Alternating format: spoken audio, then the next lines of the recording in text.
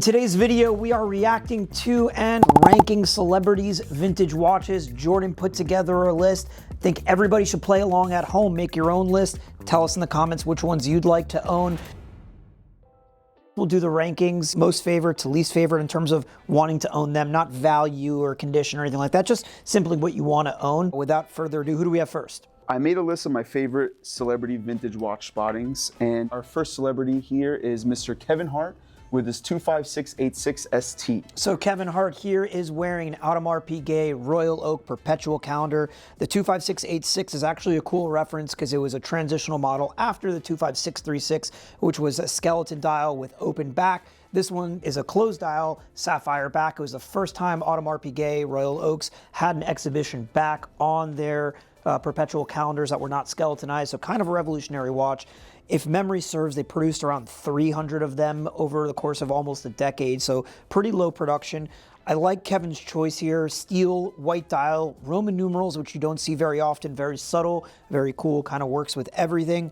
And let's be frank, our favorite watches, you and I both, we talk about this a lot in the office. Some of our favorite watches happen to be 39mm perpetual Royal Oaks. Tremendous value. We talk about this all the time. Right. These watches really used to offer like the best value in terms of complications and iconic design. And that 39mm is like the perfect sweet spot. They kind of went crazy during the peak in COVID, and now I feel like they're back. They've come back down to reality. They come back to reality at a price point where I think they're still the best bang for buck in terms of complication and iconic design. Yeah, iconic design, and it's good to see Kevin kind of floating into the vintage realm because obviously he has his deal with Audemars Piguet, and he wears a lot of their modern stuff, but you don't see him wearing some of the vintage pieces often, so good on you, Kevin. We approve. Who do we have next? All right, our next pick is J Balvin with his King Midas. King Midas. I think this is awesome that he's wearing this watch. So he's wearing a Rolex King Midas. I'm not sure if it's which reference it is, but presumably first reference 9630. King Midas is a really cool watch. It actually first hit catalogs in the early 60s, like 1962, although most of them were produced in like the mid-late 60s into the 70s. It was designed by Genta, so famous designer, obviously the most famous watch designer, and it was modeled after or inspired by the Greek god Midas. Everything he turns touches to gold with his left hand, which is important because the crown is on the left-hand side of the dial, so they're signifying when Midas, I guess, would touch something with his left hand, it would turn to gold.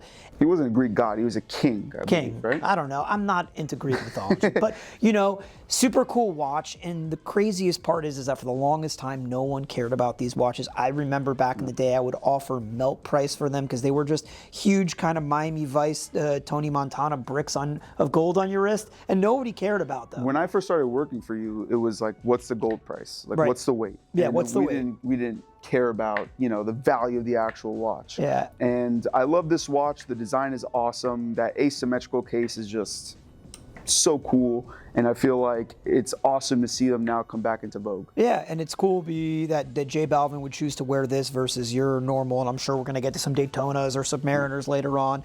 This is a vintage Rolex that kind of, you have to be a geek to really want to wear these, or like a style, you know, a stylish person. It's not for everybody. It is very flashy, obviously. It's literally a hunk of gold on your wrist.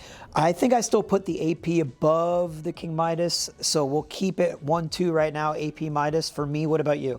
I agree. Okay. Yeah, I think the AP is just too iconic and such a cool watch. Fits perfectly. Yeah. Who do we have next? All right. Our next person of interest is Mr. ASAP Rocky with his 3800J. I personally really love this watch. This is one of my favorite watches out of the list, just because I'm a sucker for gold sports watches. The 3800 is just like that perfect size for me. Fits my wrist perfectly. 37mm. I think it offers like the best size for the Nautilus. Right, as opposed to like the 3700s. Correct. Right. And obviously the 3900s are just too small. Fun fact, was actually more expensive than the 3700 when it initially came out. It's wild. Smaller watch, more expensive. Well, I think it was because the center seconds, 3700 didn't have. Right. And I think they're a little bit cooler because they came in a lot more different dial variants. Like you can get them in a slate gray dial, champagne dial, blue dial, white dial, black dial. They came in different flavors. Yeah. So and if I'm not mistaken, ASAP his watch is yellow gold blue dial. Yellow so the gold, most yes. traditional, but also the most popular version of it. And I think it's really cool that he's wearing this watch because it just goes to show that even bigger guys or guys who you traditionally think would be wearing bigger watches are gravitating now towards smaller watches. And we always get people in the comments fighting us on this, like, it's not a thing, stop trying to make it a thing. It's like, I'm not trying to make it a thing. I personally like wearing smaller watches, but I don't care what anybody else does. You see a lot of other people out in the world wearing smaller watches, and people that you wouldn't expect to wear smaller watches now buying and owning and enjoying them. So if you don't like smaller watches, that's your prerogative. But regardless, even if you have a big wrist or a little wrist, I think 37 is just like that sweet spot. Right. You know, I think it's just the perfect size. Right. So where do you put that on your list? One, two, or three for now? That's number one for me. Number one for you? Just personally. I'd go straight in the middle. I'd still take Kevin Hart's Royal Oak, put the 3800 after that, and the Midas. The Midas is probably going to drop below, very far down the list for me, just because it's not my style, but I appreciate the watch. Right. But let's see how the rest of the list goes. What do we have next? All right, so next we have David Beckham and his vintage Tudor Submariner. You have a video here talking about it? I do, yes. Let's watch the video.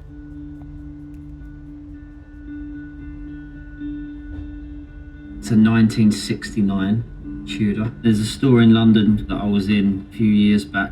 This caught my eye, and I love old, messed up watches. It's beaten up, it's scratched, and that gives it that kind of authenticity and that kind of history. All right, so as you can see here, I love that video. I love what he said. This is a 1969 Tudor Snowflake, I believe referenced 7016. Probably 7016 from the late 60s, yeah. As he says, he loves the imperfections. We always get them into the shop, and the dials always have bubbles on them. Can you explain why? Is there a reason? Or? I think it was just the dial manufacturing process that Tudor used in the early days, which is why when they transitioned to the 94010, you see that, you basically never see it, because they realized that there was a defect in the paint that would cause it to bubble, which they corrected as they entered into the 70s as the 7016 was phased out.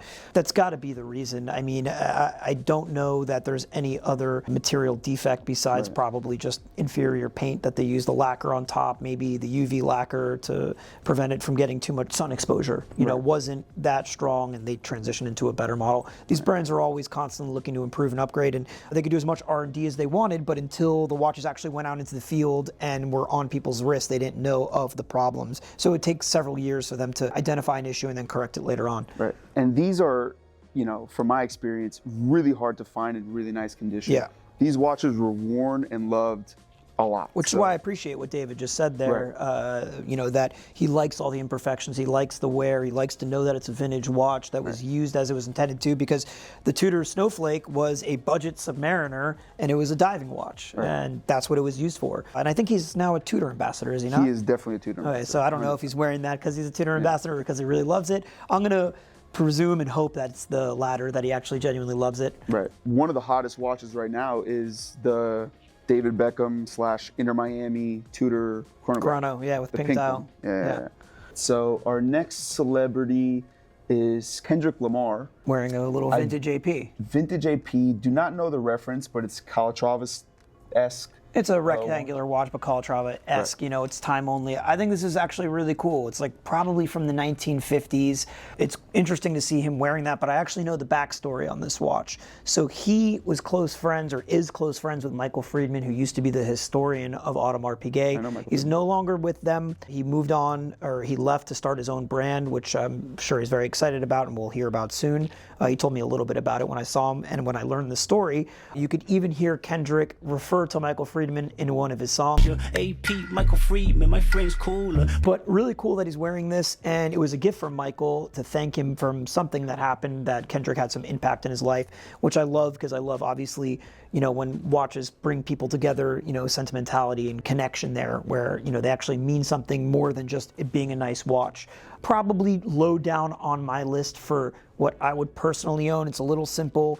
I think if Kendrick is going to get into watches, maybe elevate it a little bit, but it is a great start because I've never seen him wear any other vintage pieces. So I would probably put that towards the bottom where the Midas is, and keep the 3800 and the Royal Oak above that. Maybe even ahead of the Midas, though, because it's more my speed than the Midas is. I would put the Midas above that watch, but it is probably the coolest thing to be shout out in a rap song. So that is just unbeatable. Very, very cool. Who do we have next? All right, our next watch spotting is Luke Combs with his 6062. This is a monster watch. In my opinion, this one's going to be hard to beat. Like, I think the 6062 is one of the coolest watches Rolex ever made, period. It offers like the best combination of sporty and elegant and complicated. I wish Rolex made more watches like this now. I know that they came out with another Moonphase in 2017, but it just doesn't have the same spark. And it's not a triple date, you know. It's not a triple date. It's not as complicated, obviously, as this. You know, obviously, 36 millimeter waterproof case from the 1950s just is chef's kiss. Yeah, and I prefer the 6062 to the larger size 38 millimeter snapback, reference 8171, the nickname Pataloni. Essentially the same watch, triple date Moonphase, most complicated watches Rolex made for the era, something they didn't really do or were not known for doing. I agree with you. I wish they would go back to stuff like this, but they're just so well known, I think, for sports and tool watches now that they don't ever want to expend the money on R&D and like, you know, dip their toes into those waters. But these are the holy grail of vintage Rolex collecting, or one of the holy grails of vintage Rolex collecting. It is absolutely awesome that a country music star is wearing this on stage, not in an expensive watch. For now, this is absolutely the top of my list. Definitely on the top of the list. So next we have Jimmy Fallon with his 6239 Paul Newman. Okay, so this is maybe not above the 6062, but very close for me. 6239 Paul Newman, the very first reference Daytona Paul Newman, the one that Paul Newman himself actually wore. The Daytona debuted in like 62, but the exotic dials started a little bit after that, 66, 67. Paul Newman's actually, I think, dated to 69. 3-color dial. If you look at them side by side to a regular Daytona dial, you'll see the difference. The Newman dials have 3 colors, white, black, with a red outer track. They have these Art Deco numerals in the registers, really gives it like a different look and a different pop to a normal dial, and iconic just because Paul Newman wore it. Fun fact, I sold a watch before your time, before you started working here, 8 years ago to Jimmy Fallon. It was like a $3,000 gold IWC, and I was told that, you know, he's not really a watch guy, just wanted a nice dress watch. So it's really nice to see him 8 years later step up to a monster watch, the Paul Newman Daytona. Did not buy it from us, unfortunately, but kudos to him. That is absolutely a step in the right direction. Endgame watch for most people. 100%. Yeah, I would say 6062, 6239 for me right now in terms of where I rank these watches. To be honest, this is probably a controversial opinion. Let's hear it. I'm not the biggest fan of Paul Newman dials. Okay. Although it's probably the most recognizable vintage watch of all time. I prefer just a regular black dial 6239 or white dial 6239. Doesn't make a difference to me. But I will say Jimmy seems to be wearing this a lot because doing research into this list, he's photographed in a bunch of different events with this watch. So he does wear it a lot. Yeah, I mean, listen, I think your criticism is fair. A lot of people are like, oh my God, most overhyped vintage watch of all time. And I get that because the prices are so crazy. They've crept up over the past 2 decades, going from $1,500 to millions of dollars for certain models, which is crazy. But for me, when you look at them side by side, the Newman dials, they're absolutely special. Right. I absolutely adore them, and I think they're kind of worthy of where the market is for them. And that market's been there for a while. It's one of the most steady vintage markets, you know, of any watch out there, period. So obviously there is a great fan base for it, and people recognize these watches as being just a little bit more special than your average Daytona. So good for you, Jimmy.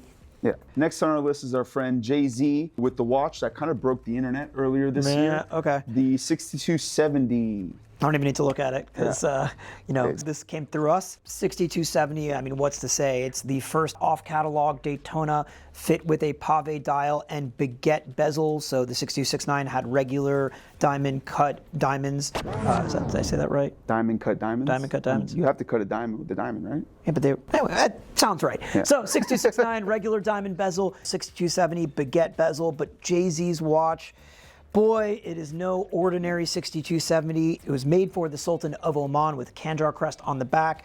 Papers, Kandjar, boxed Kandjar, everything Kandjar. It's one of allegedly 8 known examples made for the Sultan of Oman. I only know of like 2 or 3 though, so I don't know where the 8 figure came from. Not only that, the watch was brand new. I'm not even joking. It still had a little piece of cardboard underneath the clasp. I had to get the bracelet size for him, and we had to remove the cardboard, and it was like, no! Yeah. Sticker on the back, the works. The watch is insane. I think for me it goes top of the list just because the fact of owning this watch is just so wild. Like, how can you say no? Personally, I'm not a huge gem set guy, although I like to dabble from here to there, like on occasion.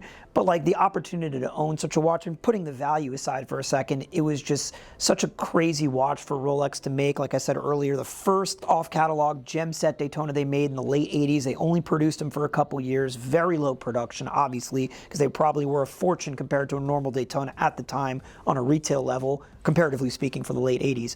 It's an endgame watch.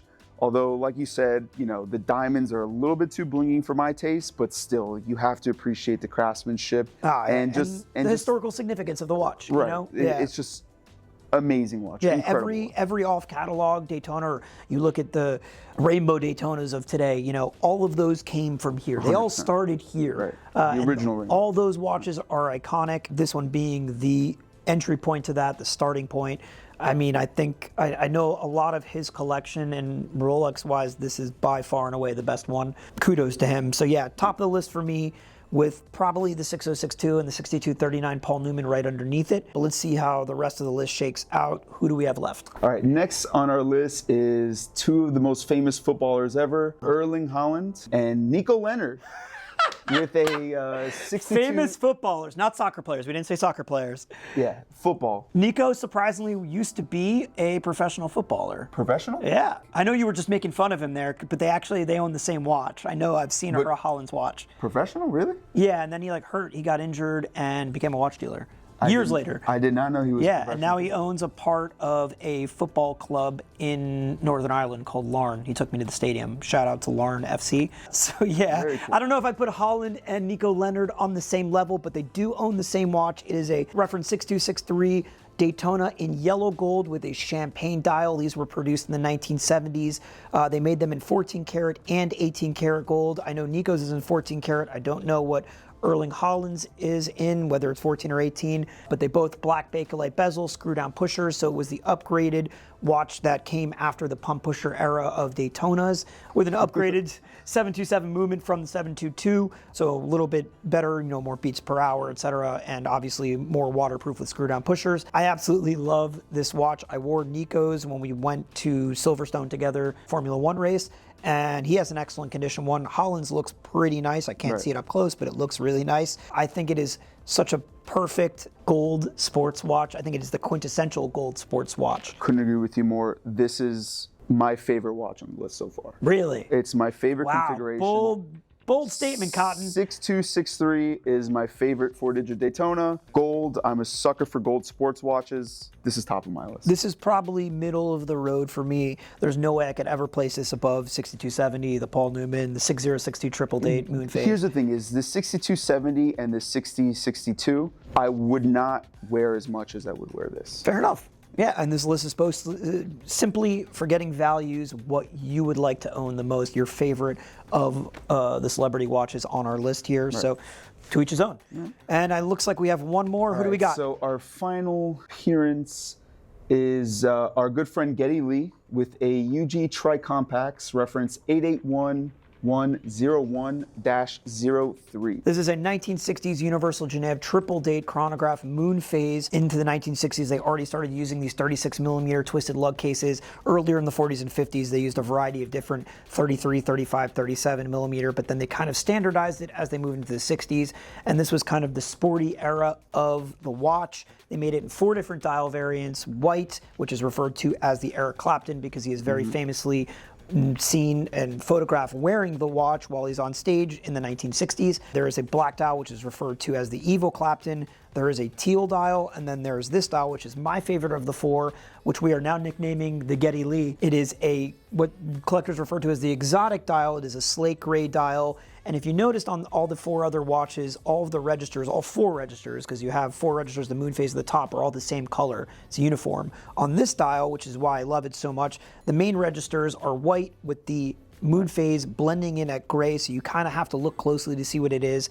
It has a different color outer track, just like a Paul Newman exotic dial does. This is my favorite watch probably on the list. I own one of these, so I'm very biased. Geddy is a great friend of ours, and he has an excellent collection of vintage watches. This one happens to be my favorite out of all of his watches. This watch is very sentimental to me personally because it is one of the very first watches that I bought with my own money, vintage-wise, that really like set off my insane obsession with vintage watches. So I guess values aside, that's got to be number one on my list, 6270. Second, just from a purely emotional standpoint. Right. Which is fine. I mean, it has nothing to do with value. It's all about how it makes you feel in your heart. Yeah, you know? every time I put on that watch, I just, am reminded of like the early days of my collecting and like how exciting and everything was when you're making new discoveries and finding new watches you never knew existed. And for me, it's just absolutely one of the most stunning and beautiful watches that UG ever produced. Hopefully with Breitling revitalizing their brand, they could kind of bring it back. Let's see how they do. I would love to see Breitling bring back a Tri-Compax. But like they have to do it right. They have to kind of mimic the original style. Right. So that wraps up our 10 celebrity vintage watches. Everybody give us your list below. We'd love to hear it. Thank you guys always so much for watching. We'll see you on the next one. Bye.